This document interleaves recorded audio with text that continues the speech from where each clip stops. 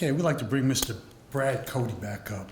Brad serves as Director of Outreach of Care Center Ministries Mississippi. Brad came to the Care Center during a time in his life when he was lost and struggling with addiction and criminal behavior.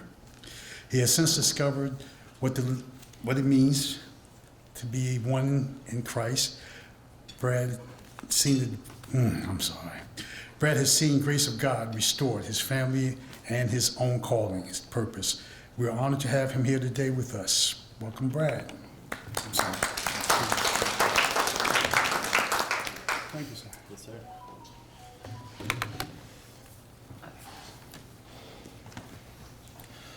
All right, like I said, my name is Brad Cote. I'm one of the directors at Care Center Ministries. We're located in downtown Jackson. So I'm going to give a history before I kind of go into what all we truly do. So Care Center was started back in the 80s, and Rockwall, Texas is what it was birthed out of, but it started in the East Dallas area in Texas. Since now they serve the South Dallas part of Pleasant Grove in Texas. But they have branched out to 5 different locations. We have the one in Dallas, we have one in Memphis, Tennessee, we have one in Mountain Home, Arkansas, one in Ava, Missouri, and we have the Jackson location. So the program is kind of based just to build people up that were lost with addiction, struggle with any life control issues, don't have to be just addiction, and send them out to start their own branch in another state somewhere. The goal is to get one in all 50 states. So Care Center Mississippi was started back in 2019 by Pastor Daniel Wabdi. He was lost, had looking at life in prison, had like 40 felonies over his life, was able to go into Care Center in Dallas. He was transformed, so then they sent God spoke to him to start one in Jackson, his hometown. So he came back to Jackson and started one. So what we do is we got a men's program called the Race Program. We have a women's program called the Tree of Life. We do many other outreaches like a food pantry. We do mobile food pantry where we go door to door. We just have missions teams come in just to serve the inner city of Jackson. If anybody's from Jackson, know that it's a well underserved area. So the Race Program, just 12-month men's discipleship program. It's completely free, no insurance, nothing like that. As long as they're not on any psychiatric medications or have any sex offenses on their record, they're eligible for the program. It's a 12-month discipleship program. The first 6 to 9 months is called first phase, which is where they'll learn how to live their life as Christ-centered. We go out and do different jobs, so they learn work ethic, they learn just how to come back into society, into a work stage, and have Christ at the front of their mind and the front of every decision they make, to try to keep them from going back. So the men's program, we do all kinds of things. They go out and landscaping and power washing, and we got full-blown lawn service. But it's truly to get back to the roots of who we have to be as adults, as humans. Because being from somebody that's lived that lifestyle, you kind of negate from the responsibilities of being a society human, being an adult. So it's a very perfect program for somebody that's really just trying to redo their life, try to get it back on track. So the women's home is the Tree of Life. It's the same thing, same principles. Everything we do is completely free. So you don't have to have insurance, nothing like that. The women's home, it's the same concept as the men's home. Anybody that's just addicted, broken, lost, prostituting, whatever the case is, they come in and truly build their life back up with Christ at the center of it. You know? So we also have a lot of our ladies from the women's home. They serve just like we do. They do a lot of cleanings, like businesses and homes and stuff like that, and that's how they float their part of the ministry. Soul Snatchers is an event that we do. We get at the corner of Hanging Moss and Northside Drive, and we have signs that say free food and free prayer, and we just grill out hamburgers and hot dogs and just have people just draw in. It's really to connect with the community, let them know, hey, there's somebody that cares. We're not just coming one day a week saying, here's some food, oh, look at us. No, we want to connect, we want to engage, we want to strengthen the community up to build it up. So we do it on the first and third Saturdays of every month, just because we want a consistency. We want a consistency with the people in that neighborhood and that community saying, hey, there is people out here that care, that want to help us get out of whatever we're in. So the food pantry we do every Wednesday. We feed anywhere between 150 to 300 families a week. So what we do is we compile boxes of groceries enough to feed a family for about a week. It's got fresh vegetables and fruits and canned goods and meats and all that in it. You'd be surprised at how many people truly need it. And God's place is right in a place where it's a food desert compared to the population and the only grocery store that's within that area. The grocery store is very low quality food for very expensive price. So we know God has blessed us to be right where we're at just to help the community. And we have people who call us all the time that need help for boxes of food. It's a very good outreach that we do. Cottage Industries, which is part of the men's program, the women's program, is where we teach how to work, how to have work ethic, how to be diligent and excellent in everything that you do. As far as like rolling up somebody's water hose and cleaning grass out of their dog water bowl or whatever, just teach them the small things to realize that the small things do matter in life. Also how we fund the ministry is through Cottage Industries. We don't get grants, we don't get money for people being there, anything like that. They go out and that's how we pay all the bills. That's how we pay all the lights. That's how we pay all the gas bills and all the equipment. It's through Cottage Industries. And we do pretty much anything. We do painting, power washing, carpentry work. Like I said, we got a full-blown lawn service. We do landscaping. Anything you can think of, we probably do, or have somebody to do. You know? And then so Hilltop Church is also under Care Center Ministries. It's at 785 North President Street. It's also where we do our food pantry at. So we have church services on Sundays and Wednesdays. And we also do Bible studies at like the 809 Tower, which is senior living on State Street. We have a couple apartment complexes we go in and do a Bible study at. It's just one of the many ministries that we have under the umbrella of Care Center Ministries. Truth Academy is something that we started in Dallas last year.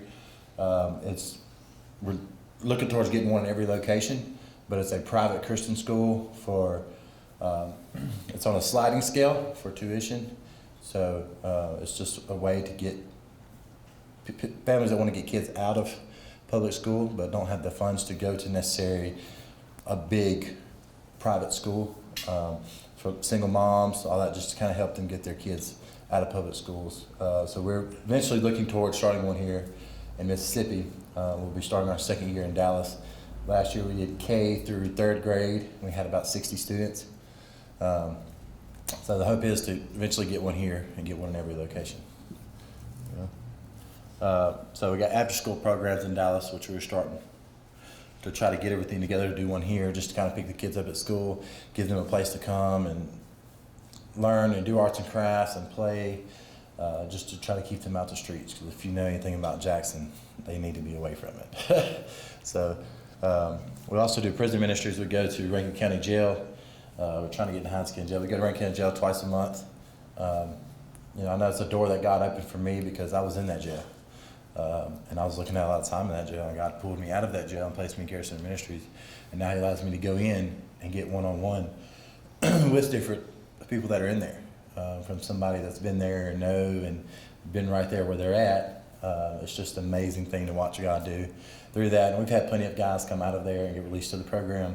And while one of them's an intern right now, he just went into our internship, and I knew him beforehand. And I seen him in Rankin County, led him to the Lord. He came in the program, and now he's in our internship, which is really awesome.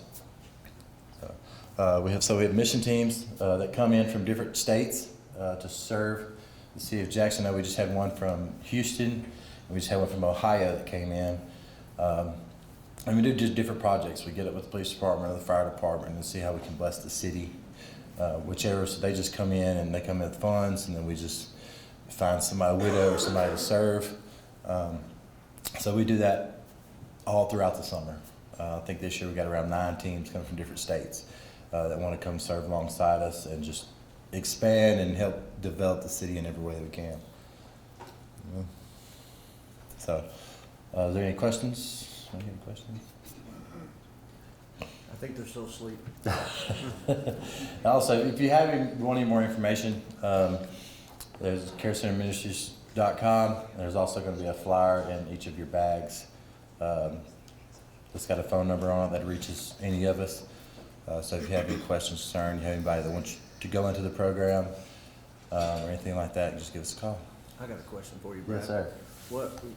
As a bondsman, when I bond somebody out that has nowhere to go, no home, because some of the clients we bond out have pretty much burned every bridge they have. Yeah. Is there a way for us to get them into Care Ministries? Like what could Care Ministries offer to those people? Yeah, so we'll come pick them up from the jail for you. You just do your paperwork. Like I said, as long as don't have any sex offenses on their record or any psychiatric medications, we'll come pick them up. They come stay, and we'll just build them up from there. But it's like I said, everything's free. All you have to do is call us and say, hey, I got somebody. I bonded them. They're ready to go. They're at this jail. This is their name, and then we'll have somebody within the next 30 minutes there to pick them up. The offender, does that person have to be from the state of Mississippi where you have an entity, or the state of Texas, or? They can be from anywhere. It can be from anywhere? They can be from anywhere. And you would take them from anywhere? Yes, from anywhere. Yes, ma'am. And we'll try to arrange it whatever way we can get them here or get them to one of our other locations. Wow. Yeah. Amazing. Yeah. Yes, sir. I got a question. Trying to figure out, can you bond somebody without a permanent connection to an address? The answer to that is yes, sir. There's a lot of different ways we do bail to secure the bond. There's some collateral and a few other ways.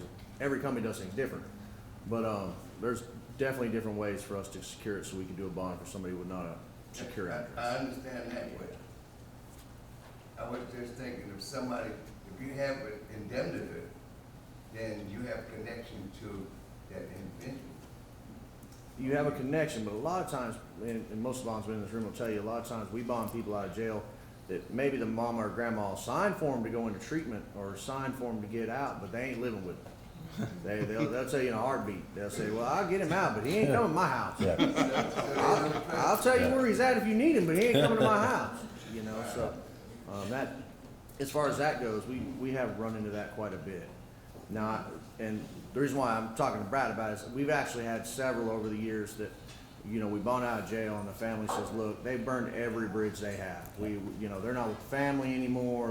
We're done with them, but we don't want them just to sit in jail because that ain't good for them either. So now we have an avenue, a lot of different treatment programs, which Brad was going over. You gotta pay $7,000 a month. You gotta have insurance. You gotta have a million things, to actually qualify, which is fine. But a lot of the clients we deal with are actually out, doing drugs and everything else. Once they get high, they're not going to treatment. So the program Brad was talking about, he offers now that we can literally bond them out. They will meet us at the jail. So there's no way they're going out and getting high before they go to treatment. It's kind of giving people the opportunity, if I understand what you were saying correctly. Yes. And most jails, if you tell them, hey, hold them here, they're being released to Care Center Ministries, they will hold them until we get there. And then we will just tell them, and they'll bring them out and release them to us. So it's a very good avenue. That's what I did. I was bonded out and handed straight over to Care Center Ministries almost 4 years ago. So. I want to ask you a question. So I think an answer a little bit to what your question might be is that Care Center Ministries can become part of the record. It can become essentially on the application as the defendant's address. But one of the problems that the bail industry has with the rehab industry essentially is that if the defendant fails to appear, or if mommy and daddy no longer want to be a party to the bail bond, for whatever the reason, we're duty bound to reincarcerate that particular offender. Yes. So a lot of the times we can't get them out of rehabilitation because there's a lot of HIPAA problems.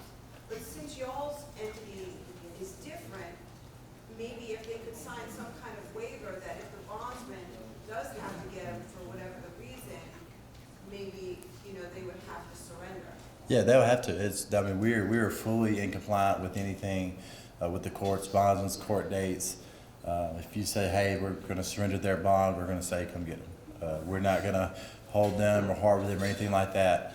We are in full compliance of anything with the bondsmen. I know I've dealt with a few bondsmen in here with guys in the programs. We're going to make sure they go to their court dates. We're going to make sure you know that, hey, they went to their court dates, this is their trial dates or preliminary dates or whatever. We are very compliant with that. I got one other question.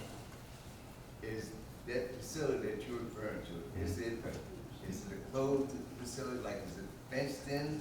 Yes, it's not free as you go, as you come and stuff like that. So nobody could walk off? I mean, if they want to leave, they can, but you'll be notified before they walk off the property.